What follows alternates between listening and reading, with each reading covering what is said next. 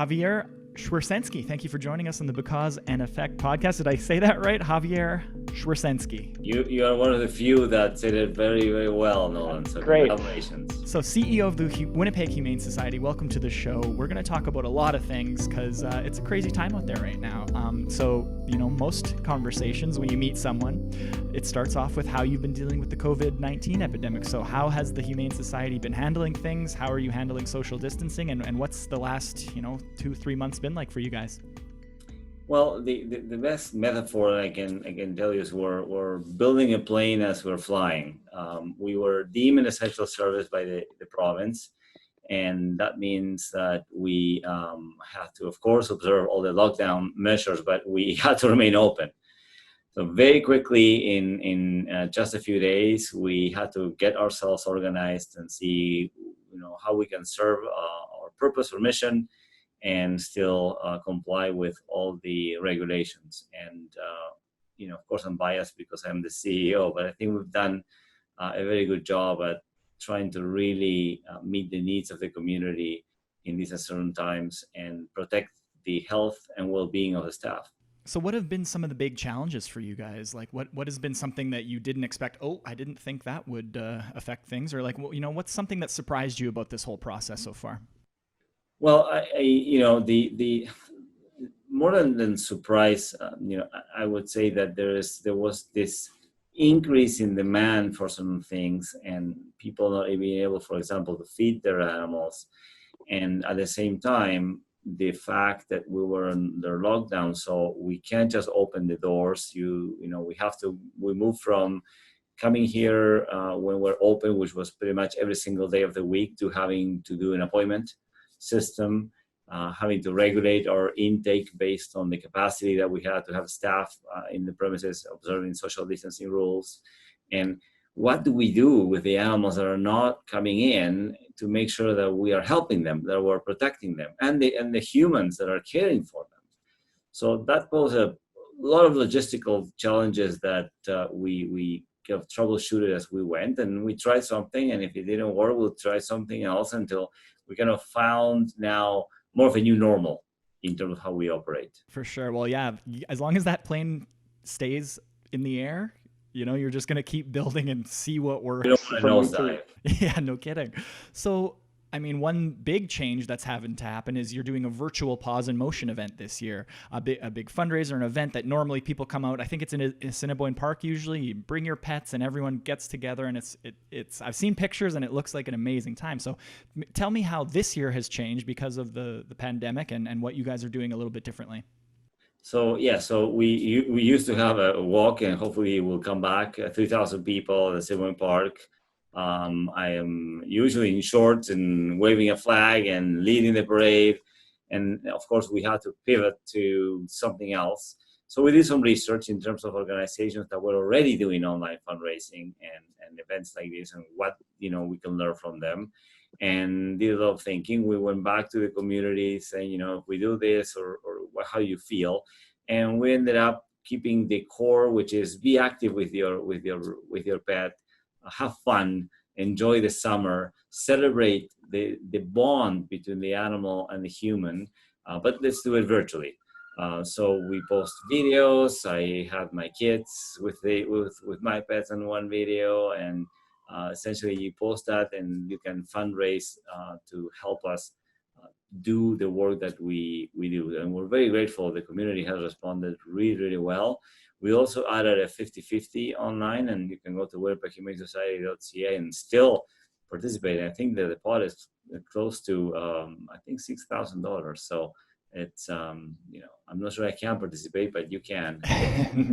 Great. That way we are ensuring that we can meet our fundraising goal, but also we're engaging the community. Our biggest concern is, we have a bond with the people that support us, and we want that bond to stay strong, even though we may be physically a bit more distant.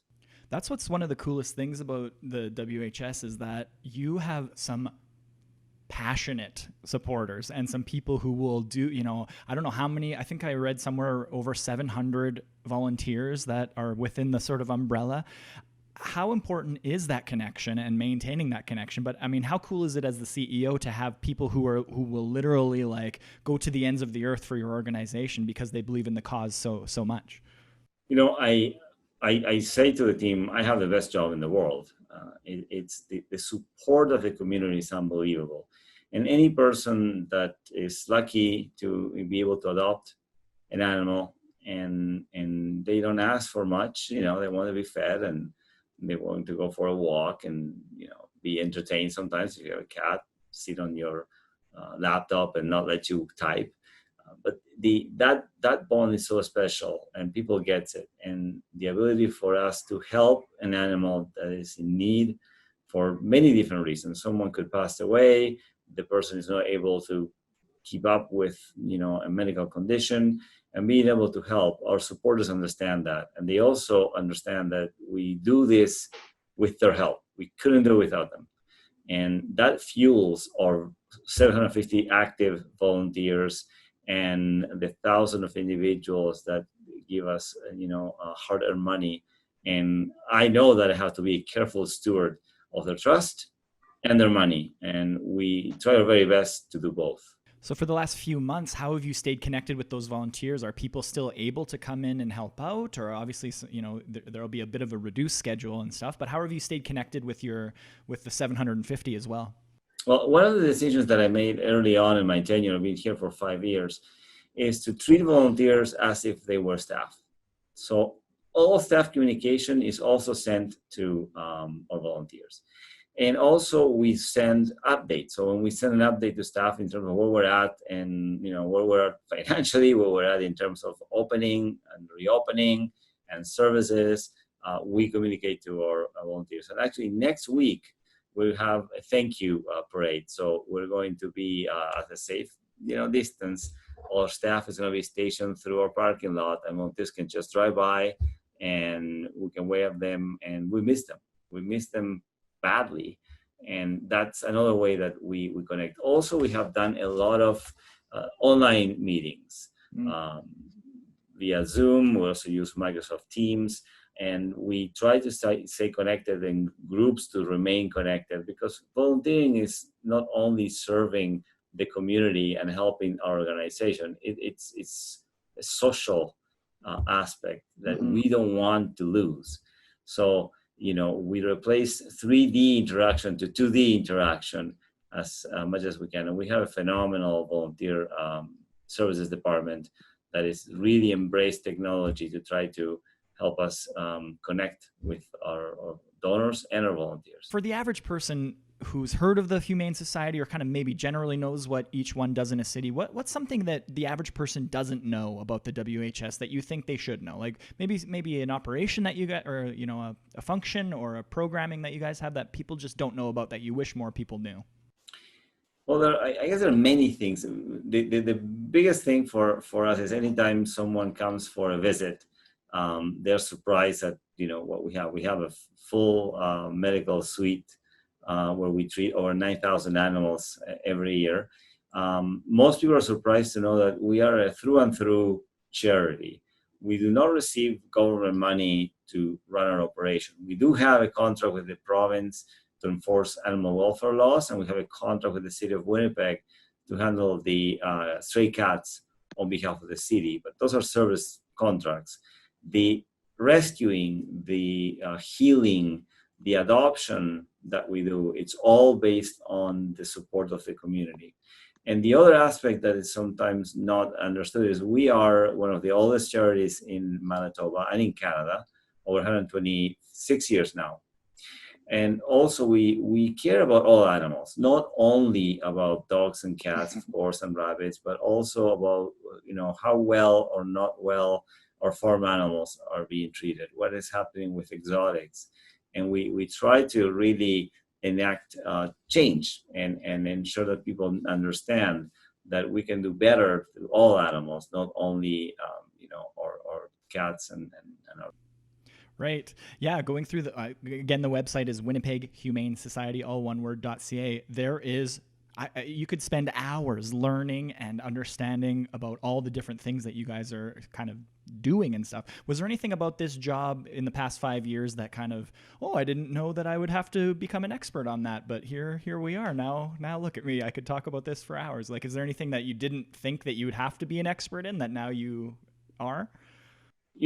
Understanding animal behavior and how stress plays a role in illness was surprising for how close it is to us humans. We one of the biggest changes that we had is we had a lot of cats getting very sick when they were here in the shelter. And it was very concerning.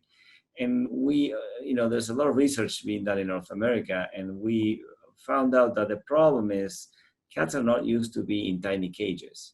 So we double the space, and with doing that, we're reducing the amount of cats that you can hold. So it was a very difficult decision to make. And you solve that, it's kind of musical chairs, by adopting animals faster. The moment that we stopped moving them around and we gave them a space where they can hide, the illness rate fell down vertically. Like, we went from having our isolation areas full to right now they're empty. And that is counterintuitive. It's something that you would never think. And now there's a lot more research being done on welfare from a mental perspective. And as you know, mental health is quite an issue for humans. It is an equal issue, anxiety and change for an animal. So that was absolutely surprising. That's very interesting. You hear so much about the mental health benefits of adopting a cat or a dog or any animal and just having that in your life. You never think, the flip side. How's your cat's mental health, or how's your dog's mental health? Are you guys able to educate, new pet owners on the importance of that now, as maybe more research is done and becomes public? We try hard through education. We also offer classes.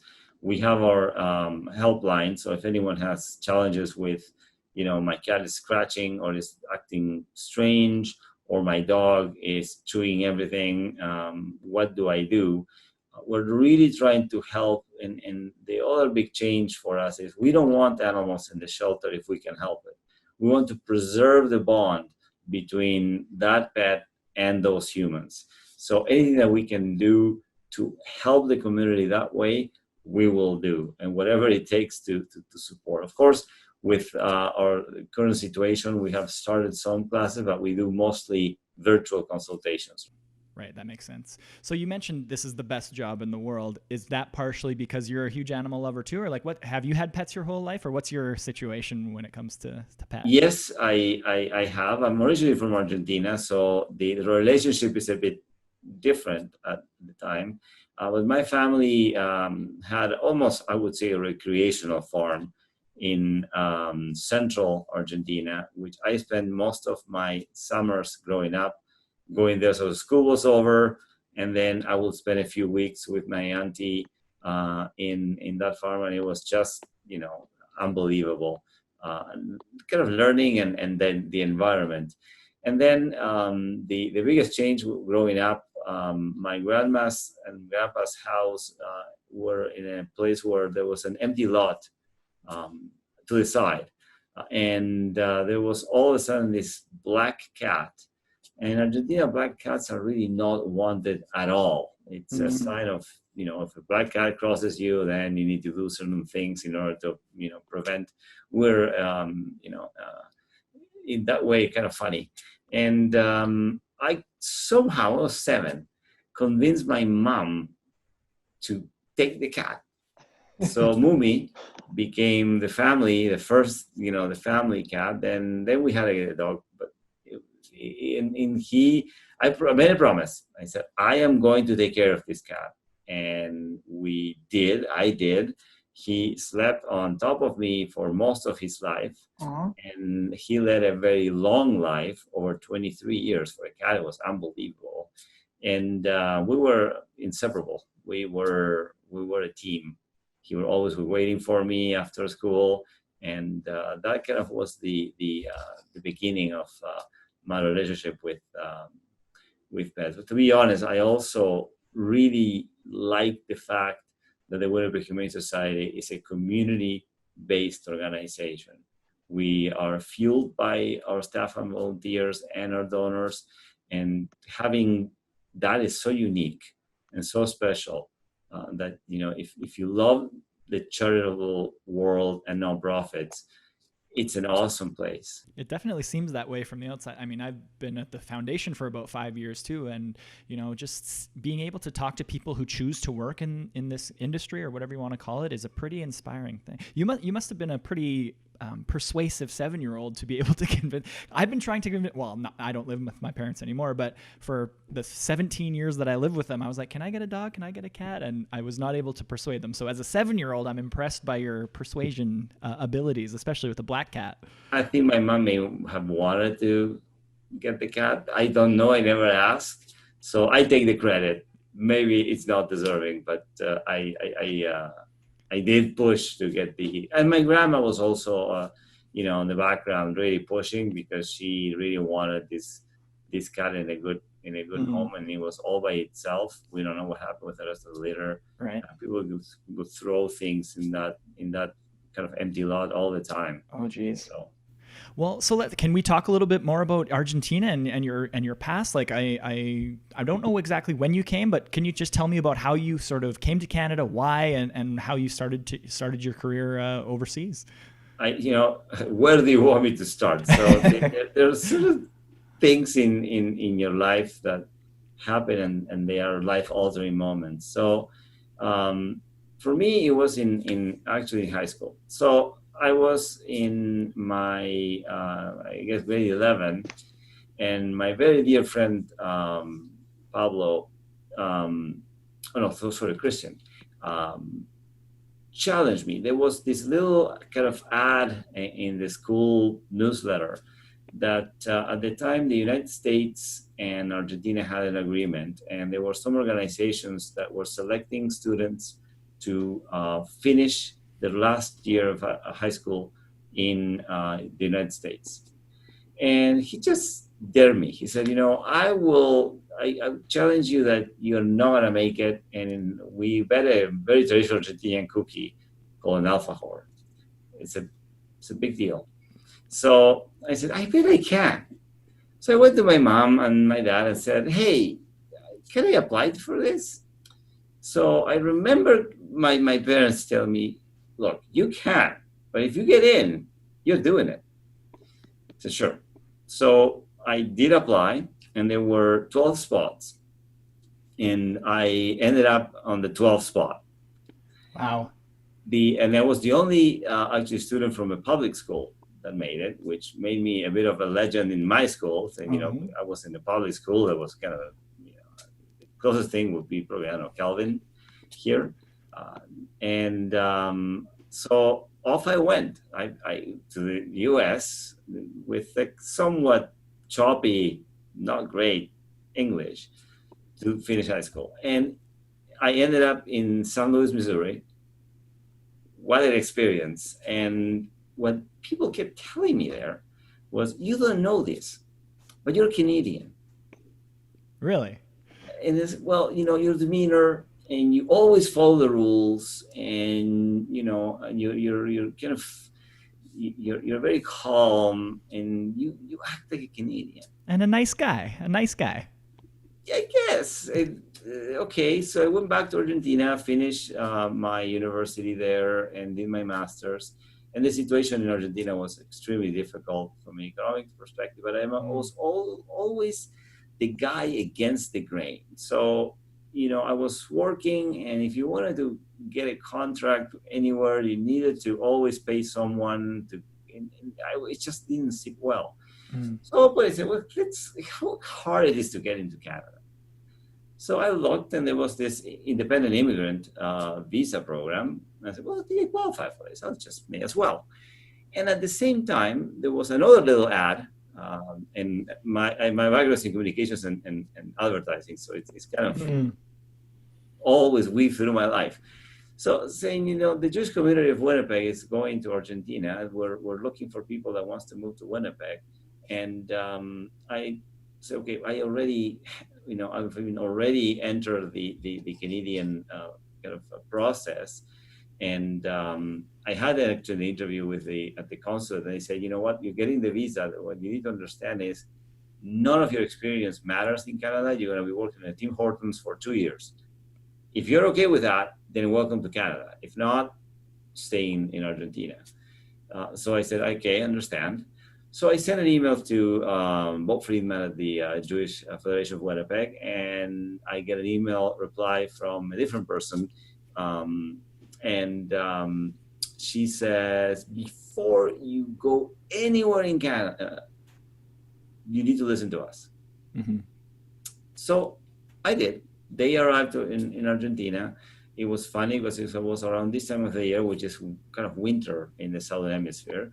So there I was, wrapped up in my coat, and they were like in golf shirts. Now I understand why. I do understand why. Uh-huh. And I had a meeting with the Jewish community representatives, with Bob and Faye, and it was great. But it was fine. And then there was another table with the Business Council of Manitoba. And at the time, the CEO is now an MP, Jim Carr. Oh, yeah. And of course, my English was decent because I was coming from the States. And we talked about the situation in Argentina. And then he looks at me and says, I'm going to make you an offer that you cannot resist. If you choose Winnipeg, I am going to put your resume in front of 50 CEOs. Now tell me what other city in Canada is going to do that for you. Wow. True story. He repeats that story everywhere. So if you ask him. And I said, Jim, give me your card. The moment that I land in Winnipeg, I'm calling you. And I did. And he did send my resume, not to 50 CEOs. That was a bit of an overreach of his part. Well, even 5 is a huge deal. Like, that's a pretty good deal. He put me in touch with Drew Kringen, who was at the time the owner of McKim Communications. Oh, yeah. That's an ad agency, McKim? Yeah, and it was the most unbelievable experience. And I'm so blessed of being here. So I sit down with Drew, and we talked. Then Drew said, okay, I want to call someone. So he called Dave Burris, which was at the time was the second in command there. And at the end of the chat, an hour and a bit, it was a really good chat. And they say, okay, how much money do you want to make? It's like, what? I don't know. I came 2 weeks ago from Argentina. I have no idea. So I said, can I think about this? So I called Jim. He gave me, helped me with a number. And that's how I started working in Winnipeg. Wow. That's the story. It's quite a story. Incredible. Well, that's a very huge success story too. How did your time working for McKim and, in communications, how has that shaped how you approach the CEO job?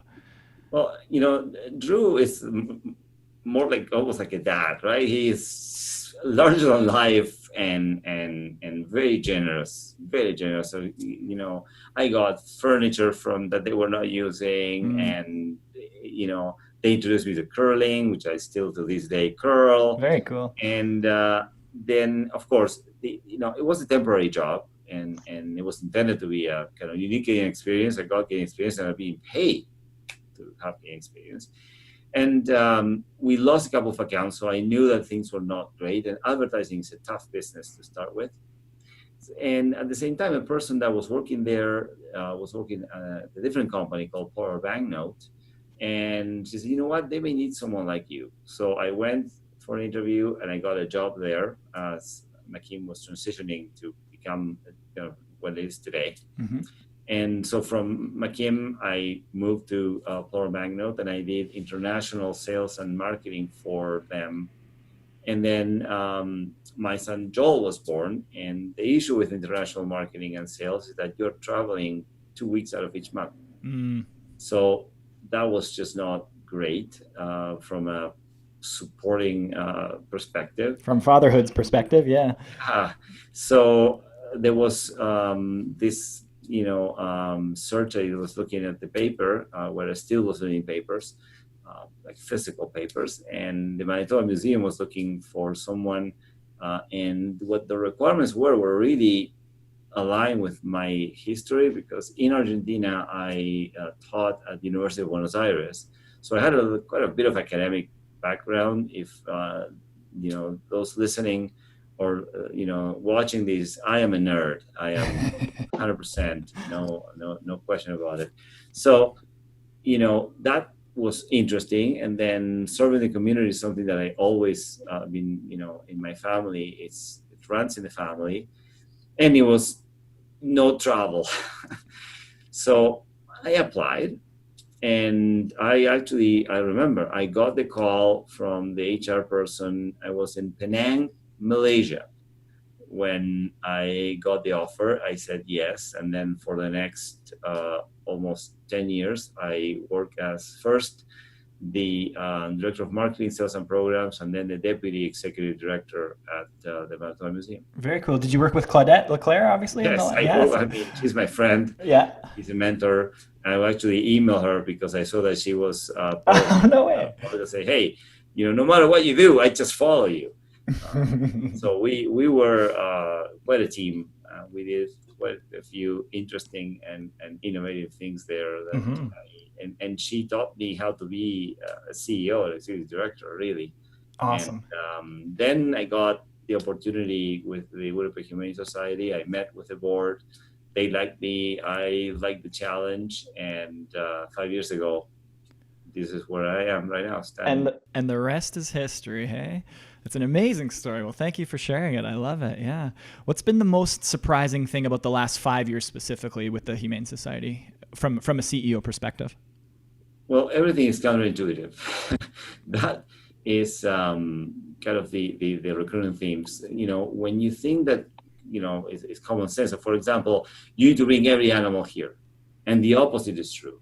And trying to explain that to the community, saying, when you find, for example, a stray cat, and it's in Transcona, cats don't travel more than 2 kilometers. So if you care for a couple of weeks to try to find the person that cares for that cat within that radius, you put some posters out, the chance of reunion goes up by 200%. Oh. Instead of bringing it here, there's no identification. Usually there's no tattoo or anything like that. So without that, what are the chances of reunion? Well, 0. So learning those things that, again, is against what you think it's logical was quite surprising. And then the passion, coming from the museum is all brains mostly. And here you have to respect that, yes, there's science and it's important, but also you have to respect the feeling, the passion, the bond that, an animal has. And I will never forget, at first, and I've done it in a few occasions, I go around and try to do other jobs, like real jobs, not the CEO job. And intake is where, people surrender their animals to us. And there was this little girl crying. The family spent $2,000 trying to help the cat, but the cat was very ill, and they didn't have any more money. They are, they were at the time, working hard, but not able to afford care. And that goodbye, it was something. And I always try to remind myself that you have to think about how hard it is to let go, and anything that we can do to avoid that, we should. Mm-hmm. Well, it's a family member, right? At the end of the day, some people are losing family members, and you have to keep that in mind for sure. So at the end of our time together, I have a little segment called Just Because, where I ask the same 7 questions of everybody. Claudette did it the other day, a couple weeks ago. Are you okay to do that? It's just about causes and the things you care about. Okay. So question 1, what is the very first cause you actually ever remember caring about? The first cause that coming from Argentina, and this is a heavy one, I'm sorry. That's okay. Is democracy. I was, born at a time where there was a military dictatorship that killed 30,000 people. And when I was entering high school is when the first free election happened in many, many years. And there was this student council and the ability to have a say. I mean, I was not eligible to vote because I clearly was not 18, but the electricity the celebration of being able to vote. And that what really irks me about Canada is people not voting. Please vote. You don't know how hard it is for certain countries to actually hold elections. Mm-hmm. So that was kind of the first, cause that I really deeply cared about. Yeah, that's one aspect that we don't know how good we have it. No. And until you experience something else, it's hard to explain like how important and especially down south and everywhere that we're seeing democracy At risk. At risk. Yes, exactly. Very well put. Great answer. Question 2. So if money, politics, and logistics were no issue at all for you, you could just snap your fingers and something would happen. What's the first thing you would do in support of your current cause? Well, what I would really love to do, and we're trying to do it with, unfortunately not, without limitations, is helping our brothers and sisters in Aboriginal communities, our First Nations communities in the north, in remote areas. They have no access to proper care for, they love their animals. They have a very special relationship with them. We do respect that. And I wish I could do a lot more for them. And that will be the first thing that I would do, for sure. Question 3. What's the biggest misunderstanding or stigma about your current cause?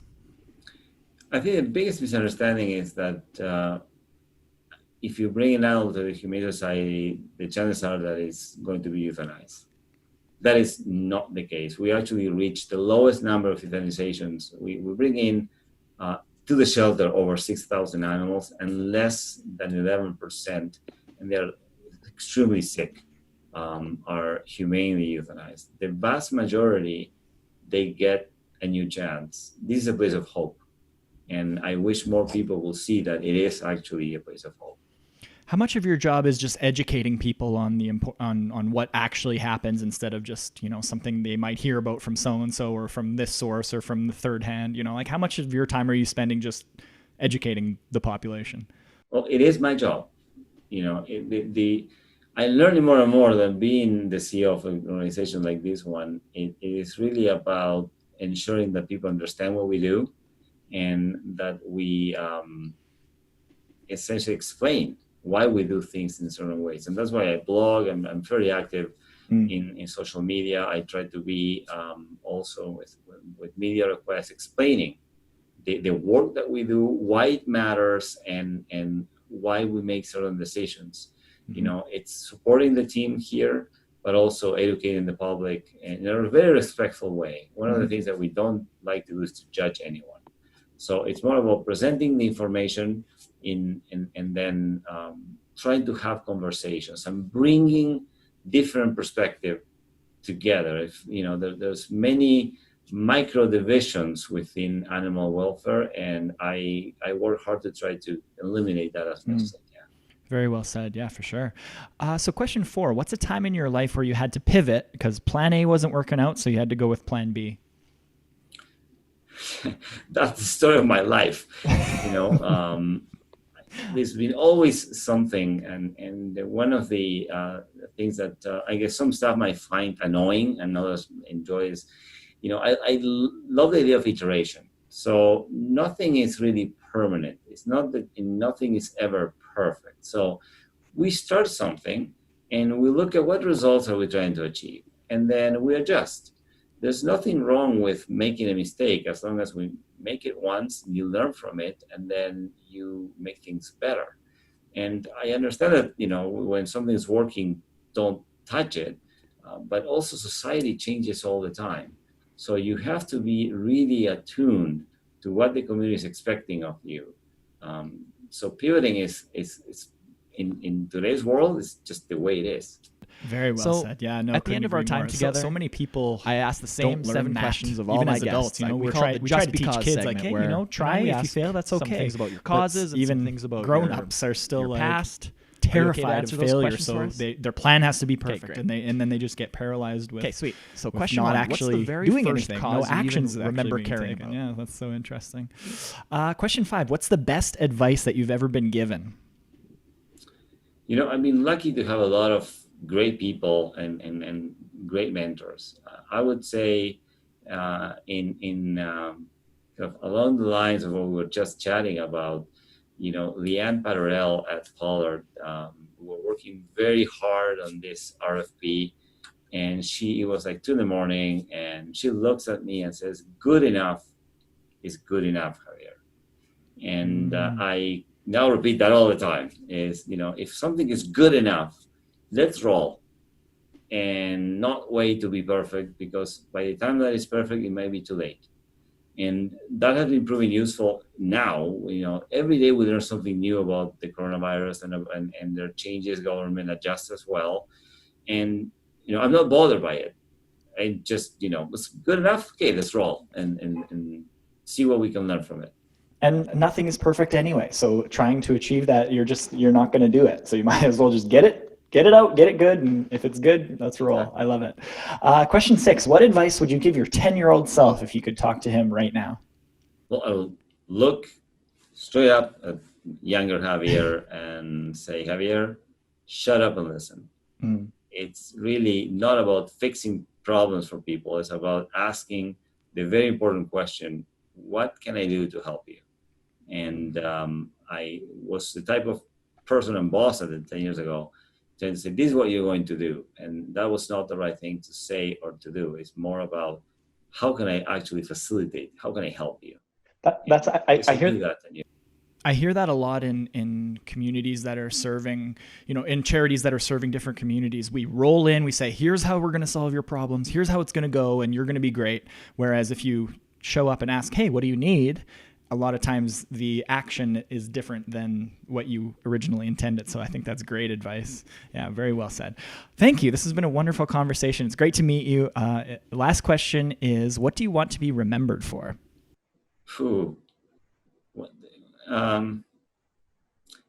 I guess he was a good guy. I care a lot, and during this pandemic, leading an organization that's 126 years old, I am very cognizant of history, and we're trying to be very careful with our corporate records, because this one is a unique, one hopefully in a century. But at the end of the day, you want to leave the world a little better than the way that you received it. And if you were able to kind of make a little tiny contribution for people to say, you know what, he was a good guy, I'll take that. It's the same. Well, it's same as what your schoolmates said in St. Louis when you first came. He's a good guy. He's a good Canadian. You're a good Argentinian. You're a good man. You've made this podcast better for being on it. So thank you for being on it, Javier Schwersensky, CEO of the Winnipeg Humane Society. Thank you so much for being with us today. WinnipegHumaneSociety.ca. What else can people expect in the next month or two from you guys?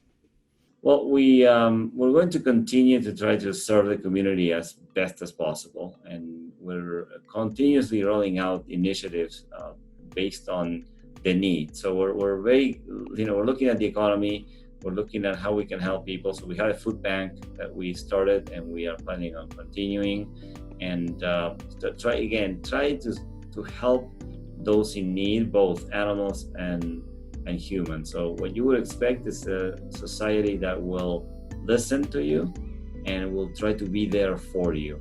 And hopefully our supporters will continue to provide the fuel, which is the money that we need to fulfill our mission. For sure. Javier, thanks again for being here. This was a wonderful conversation. Good luck in the future, and thanks for being on the podcast. Thank you. Very nice to meet you. Take care.